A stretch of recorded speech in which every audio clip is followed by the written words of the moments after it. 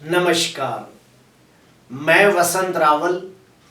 आज मैं आपको बताने आया हूं ज्योतिष शास्त्र के अंदर टोटल 27 नक्षत्र होते हैं। इन 27 नक्षत्र के अंदर 6 नक्षत्र ऐसे हैं जिसे बिल्कुल अच्छा नहीं माना जाता।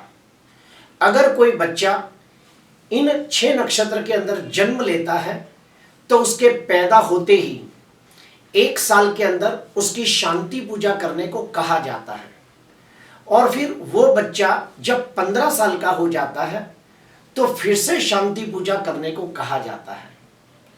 तो हम लोग सबसे पहले जानेंगे कि वो 6 नक्षत्र कौन से हैं।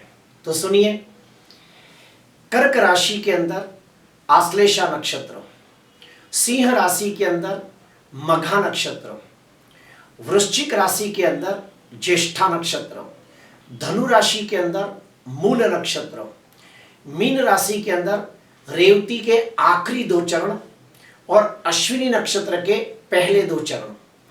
इन 6 नक्षत्रों को गंडात नक्षत्र माना गया है। कोई भी बच्चा अगर इन नक्षत्र के अंदर पैदा होता है तो उसके पैदा होते ही 1 साल के अंदर शांति पूजा करनी चाहिए और फिर वो बच्चा जब 15 साल का हो जाता है तो ये पूजा फिर से करनी चाहिए। क्यों?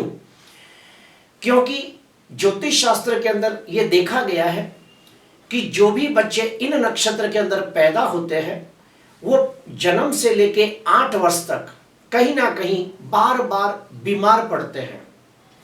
उनका इम्यूनिटी पावर कमजोर होता है, इसलिए बार बार वो बीमार पड़ते हैं और उसके लिए बार बार ट्रीटमेंट लेना पड़ता है। 8 साल के बाद जैसे जैसे वो बच्चे बड़े होते हैं उनके स्वभाव के अंदर जिद, हठ, गुस्सा, चिड़चिड़, ईगो ये सब बढ़ने लगता है और फिर वो बच्चा जब और बड़ा हो जाता है तो उसकी पढ़ाई के अंदर दिक्कतें आती है। बच्चा बहुत बुद्धिमान, होशियार, तेजस्वी, प्रभावशाली होने के बावजूद या तो वो हायर एजुकेशन कर नहीं पाता या तो फिर उसे हायर एजुकेशन का बेनिफिट नहीं होता। एग्जाम्पल के तौर पे कोई लड़का ग्रेजुएट होने के बाद उसे एमबीए करना चाहिए, सीए करना चाहिए, एलएलबी करना चाहिए। कोई बच्चा इंजीनियर बन जाए तो उसके बाद उसे एमटेक करना चाहिए। तो वो बच्चा नॉलेजेबल, कैपेबल होने के बावजूद हायर एजुकेशन कर नहीं पाता, मास्टर डिग्री हासिल कर नहीं पाता या तो फिर उसके हायर एजुकेशन का उसे फायदा नहीं होता।